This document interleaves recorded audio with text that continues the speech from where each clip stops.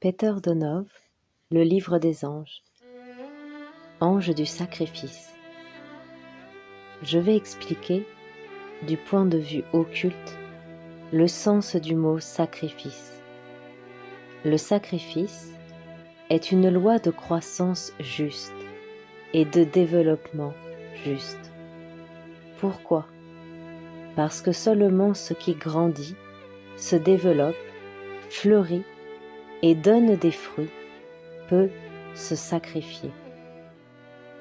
Il est de notre devoir à tous, petits et grands, de sacrifier, même peu, mais par amour. Un sacrifice qui manque d'amour n'est pas accepté. La première place est pour celui qui est prêt au sacrifice par amour. L'homme doit savoir pourquoi il se sacrifie. L'homme du sacrifice est un homme très évolué.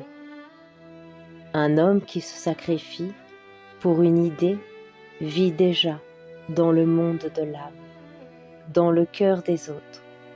C'est la vraie vie.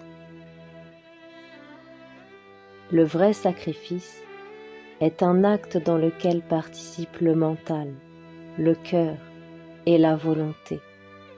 Sans ces conditions, il n'y a pas de sacrifice. Si vous donnez à quelqu'un de l'argent, des habits ou d'autres objets matériels, sans la participation de ces trois éléments, vous rendez un service, mais ne faites pas un sacrifice.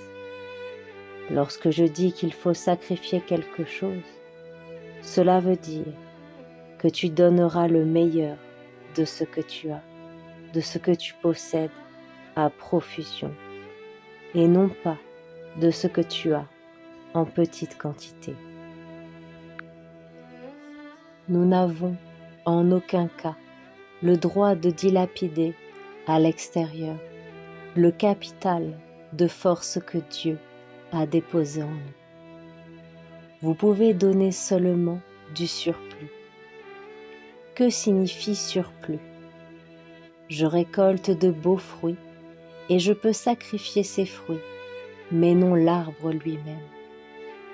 Je choisirai quelques-uns des meilleurs fruits et je les offrirai en sacrifice. Le riche peut offrir en sacrifice, non le pauvre. La loi du sacrifice est obligatoire seulement pour les riches, non pour les pauvres.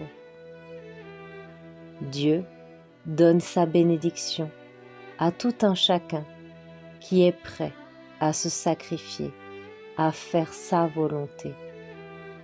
Si tu as une idée divine, tu dois lui sacrifier toute ta vie, tout ce que tu possèdes.